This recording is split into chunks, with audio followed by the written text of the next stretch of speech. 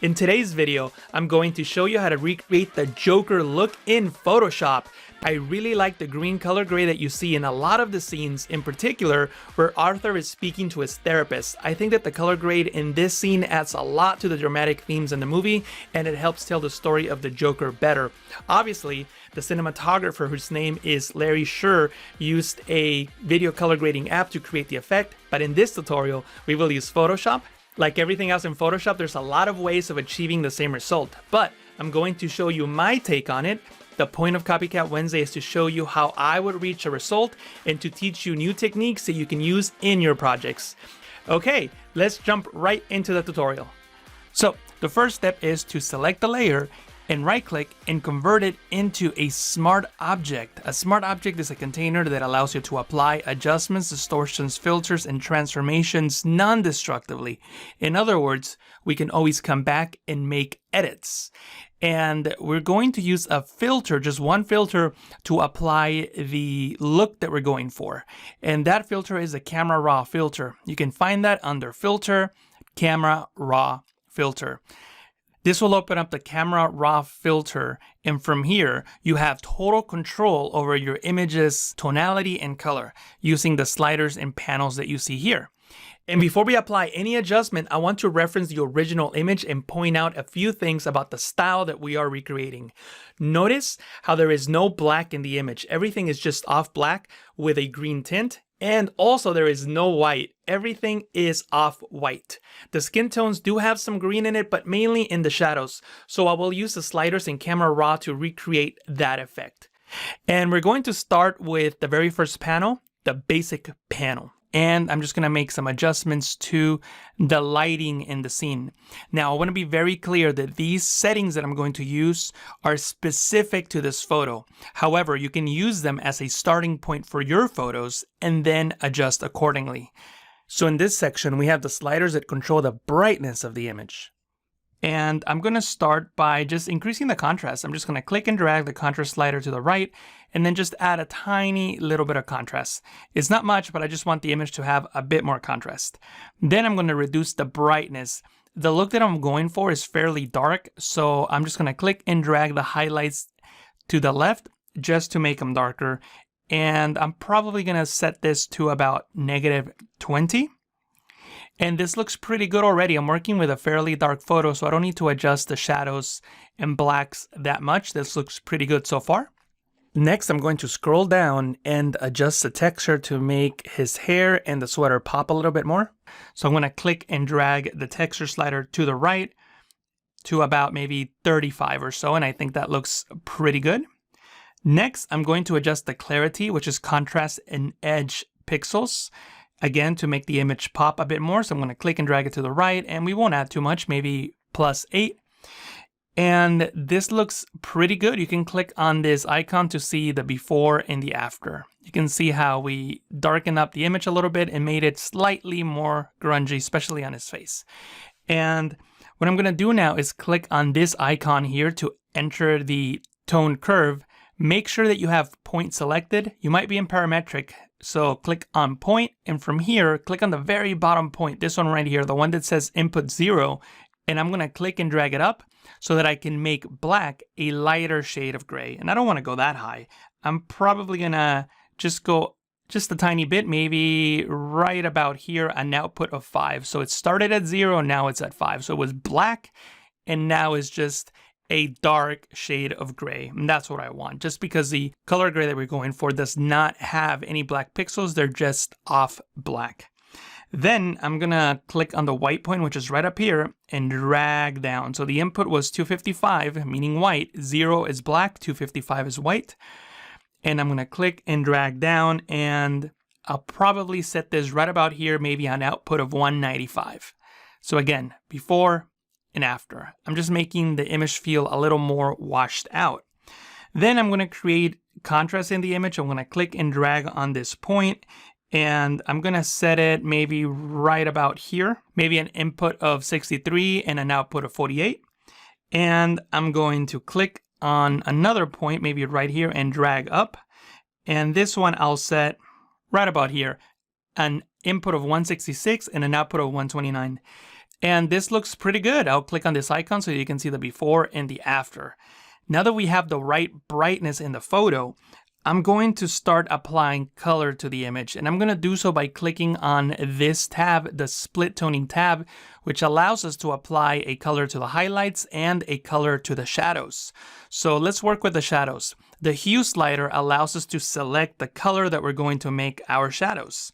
So I'm going to click and drag this over to this area here, to these green teals. I'm using a hue of 182, and then I'm going to increase the saturation, which will colorize the shadows. See that? See, I'm colorizing the shadows? And I'm going to push the saturation very far. I really want those shadows to capture that green. And notice now how all the shadows have this shade of green. Now, this obviously doesn't look very good, so why don't we adjust the balance? The balance allows us to control what a shadow is. So if I drag to the left, basically everything is a shadow. If I drag to the right, not everything is a shadow. So see the difference? In this case, I'm very lucky that almost everything in the photo is dark except for the model's face, which is really good. Usually I wouldn't set my balance to 100, but in this case, it actually works well having the balance at 100. So in your image, you're going to have to adjust the balance so that the color appears only in the shadows and not on your model's face. Like I said, in my case, at 100%, everything looks fantastic.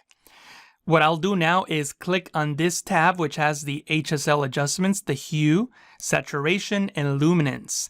These tabs allow us to control each of these individual colors and control their properties, the hue, the saturation, and luminance, like I just mentioned. So let's start with the hue, what color something is. And I'm going to click and drag the hue slider. This controls the reds in the image, and I'm going to drag it over onto the right. You can see that if I drag to the left, his lips pop. It looks like he's wearing lipstick. I don't want that. I'm going to move him more to the right because I want to make those reds look more like oranges. And I think that a value of about 45 will work before and after, and that's what I want. I want to remove the red from his lips. Again, I'm trying to match the source image as best as possible. What I'm going to do now is control the oranges. I want to get the oranges away from the yellow, so I'm going to click and drag them to the left. And maybe that's a little too much. I'll probably just leave it here at about -15. I also want to do the same thing with the yellows. I don't want the yellows to have any green, so I'm going to click and drag the yellows over to the left. Pretty far, maybe -31, so that we have as little green as possible on his face. Next, I'm going to click on the saturation tab, and we're going to work with the saturation. I don't think I need to adjust the saturation for the reds, but I will adjust the saturation for the orange. I'm just going to desaturate them just a tiny bit. Maybe -6 is a good number. And I'm also going to desaturate the yellows a lot more. Maybe bring that over into about -33. And this is looking very good. Next, I'm going to click on the luminance tab, and from here, we're going to adjust the brightness of those colors. I'm going to, again, leave the reds at 0. I think the reds, his lips look fine the way that they are. And I'm just going to brighten up the oranges, and I'm going to come to about maybe +30. That seems like a good number just to make those highlights on his face pop a bit more. And I'll do the same thing with the yellow. So I'll click and drag.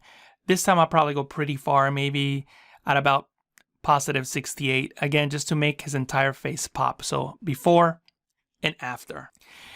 What I'm going to do now is try to match some of the depth of field found in the original shot, in the original image that I showed you. If you really pay attention, the only thing in focus is just his face, his ears, his hair, his sweater, everything else in the Joker's body is pretty much blurred out. The only thing that's in focus is his face. Everything is shot in a shallow depth of field. So I'm going to try to mimic that in this filter. And you can do so by selecting the Radial Filter and then clicking on this icon and reset your local correction settings, and click and drag down to make sure that your effect is set to outside, and use a feather of 25. Then click and drag on the subject's face. The reason that you're seeing that overlay is because I have my mask active. You can see that here, mask. So everything that is not white will be affected. So I can click and drag on this dot and move it so that I make sure that just his face is in focus. And to blur the image, I'm going to scroll up and just reduce the sharpness. And I'm going to reduce it pretty low. I'm going to make it -70. Then I can disable my mask so that we can see the result. If I zoom in, and you can see that everything is really blurry. I'm going to fit the image in view. And I'm going to make sure that my radial filter is selected. And what I'll do now is I can just double click on the sharpness slider to reset it to 0. And you can see how we get the sharpness back. I'll press Control Z on Windows, Command Z on the Mac to undo. And then you can see the blurring effect again. Anytime that you blur something in Photoshop, you're going to make the pixels feel very smooth and they're not going to look right, at least to my eyes. So for example, if I select the zoom tool and I zoom in, you'll see that the background lost all the film grain. So I want to add some of that film grain back. You can actually see here how this area does have film grain, but then if you move away to the areas that we blur, it doesn't have the film grain. So I'm going to bring that back by going into the Effects tab and just clicking and dragging on the grain slider and just adding a tiny little bit of grain, maybe an amount of 6. And I think that looks pretty good. It just helps bring back some of that grain and the image doesn't feel so fake. Usually when you have blurry pixels, you can tell that it's Photoshop, and to my eye, it doesn't look very good. So I'll set the image to 100% so that we can see the actual pixel size and make sure that everything looks good. I think it does. I'll fit the image to screen just to see the entire thing. It's pretty much the same view, but I always like to view everything at 100% because all other views could be misleading. Next, I'm going to darken the corners of the image by adding a vignette. So I'll drag the vignette amount slider to the left. And I think that that looks really good. And I'll press OK. And this applies my effect as a smart object. You can click on this icon to disable the effect, click on this icon again to enable it. And if you want to make an adjustment, you can double click on the camera raw filter. It brings it back up and you can adjust the sliders any way that you want. In this case, I think that we did a really good job and we don't need to make any adjustments. And this is my final result. I only made a few adjustments to the sliders in Camera Raw. No new adjustments were applied. I encourage you to fine-tune your image to get better results. That's usually where the magic happens. Also, let me know in the comments how this color grade compares to the original. Let me know if you're enjoying Copycat Wednesday. And don't forget to leave your suggestions for future episodes below in the description. If you enjoyed this tutorial, click on that like button now and click on the subscribe and notification buttons so that you don't miss any new Photoshop tutorials. I would also like to thank the following people for sharing their Copycat Wednesday results using the hashtag PTCVids on Instagram. I really enjoy looking at everything that you all create. These are fantastic images. Keep up the good work. Thank you so much for sharing them with us. And of course, if you create something using this tutorial or any of my tutorials, upload them onto Instagram with the hashtag PTCVids. As always, thank you so much for watching. Stay healthy and safe. I'll catch you again in the next Copycat Wednesday.